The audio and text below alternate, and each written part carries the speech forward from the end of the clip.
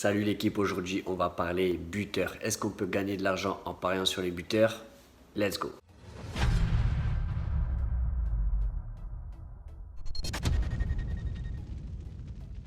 Avant de commencer, pense à t'abonner à la chaîne parce que si tu kiffes les paris sportifs, ici tu trouveras forcément ton bonheur. On fait uniquement du contenu concernant les paris sportifs, vidéos, pronostics, tutos, etc., etc.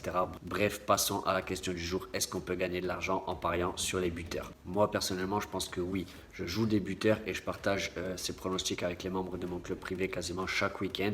Après, j'ai quelques petites astuces que je mets en place, que j'applique pour parier sur les buteurs. Donc je vais vous les partager dans cette vidéo et après vous vous ferez votre propre avis par vous-même.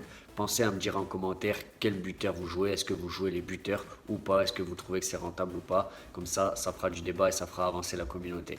Le premier conseil que j'applique, c'est tout simplement de parier sur des tueurs.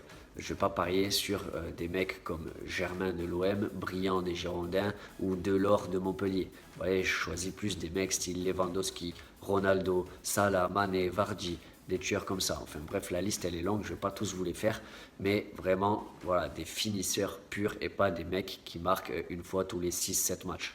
Le deuxième conseil que je vais vous donner, c'est tout simplement, déjà, comme je disais dans la règle numéro 1, votre buteur doit être un grand finisseur et si possible, il doit tirer les pénaltys ou les coups francs. Pourquoi les pénaltys et les coups francs? Tout simplement pour augmenter le pourcentage de chances que notre buteur marque. Le troisième conseil, c'est faites attention aux cotes. C'est pas parce que votre buteur il est à 1,40 qu'il va forcément marquer. Le meilleur exemple que j'ai avec ça, c'est tout simplement Messi. Il est toujours à 1,40, 1,50, 1,60 et il ne marque pas à tous les matchs. Donc il y aura toujours forcément un raté. Je vous conseille tout simplement de choisir principalement des buteurs qui sont toujours cotés aux alentours, au minimum en tout cas à 1,80. On peut faire des exceptions à 1,70 quand vraiment on est persuadé qu'il va marquer, mais pas plus bas. Quatrième conseil, bien sûr que vous pouvez jouer de temps en temps sur des petits buteurs. Mais il faut le jouer intelligemment et tout simplement adapter sa mise. Je vous mets un exemple à l'écran. Par exemple, pendant les qualifications de l'Euro, on avait joué sur un buteur du Kosovo, Muriqi, qui joue en Turquie. Donc le gars, on ne le connaissait pas forcément. C'est pas un tueur à la Cristiano Ronaldo. Du coup, on a mis une petite mise. Et avec un peu de bol, il a marqué. Donc ça, c'était tout bénef pour nous.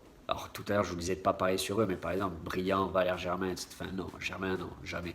Mais Briand, Delors, des mecs comme ça qui marquent quand même bien toujours une dizaine de buts par saison. Bien sûr que vous pouvez les tenter de temps en temps, mais adaptez votre mise. Et le cinquième conseil que j'applique assez souvent cette saison, c'est le type de pari double chance buteur. Ça, il ne me semblait pas l'avoir vu sur les années précédentes. Il me semble que ça date de cette année. C'est un nouveau type de pari que les books ont mis en place. Et ça, c'est vraiment une aubaine pour nous. Pourquoi? Parce qu'il y a des équipes qui jouent avec des duos d'attaquants.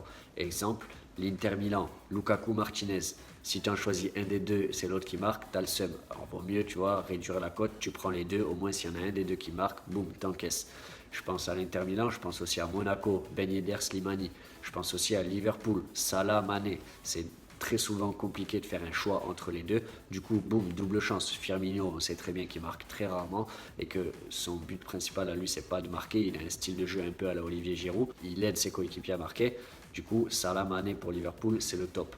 Bon, forcément, après, les cotes, elles sont plus petites que sur un buteur simple, mais après, c'est à vous d'adapter votre jeu. Soit vous le combinez, soit vous le jouez en simple et vous augmentez un petit peu la mise. Ça, c'est à vous de voir.